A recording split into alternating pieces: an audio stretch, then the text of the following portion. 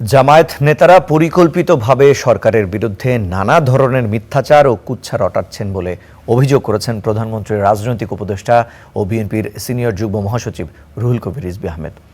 দুপুরে জাতীয় প্রেস ক্লাবে শহীদ প্রেসিডেন্ট জিয়াউর রহমানের শাহাদাত বার্ষিকী উপলক্ষে জাসাস আয়োজিত আলোচনা সভায় এ অভিযোগ করেন তিনি।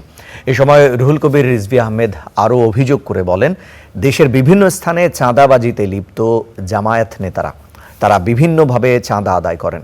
হাদিয়া এবং ইয়ানাতের নামে তারা চাঁদা নেন। নিজেদের অপকর্ম ঢাকতে দলটি ধর্মের অপব্যবহার করছে বলেও দাবি করেন বিএনপির এই নেতা। মিথ্যাচার না করে সরকারের বিরুদ্ধে গঠনমূলক সমালোচনা করার আহ্বান রিজভীর।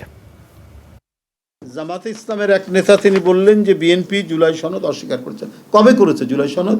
স্বয়ং প্রধানমন্ত্রী তো বলেছে আমরা জুলাই সনদের সব আমরা বাস্তবায়ন করব। এখনকার জামাত হচ্ছে অপপ্রচার, মিথ্যাচার সহ নানা ধরনের অপকর্মের সাথে এই দুইটা পার্থক্য।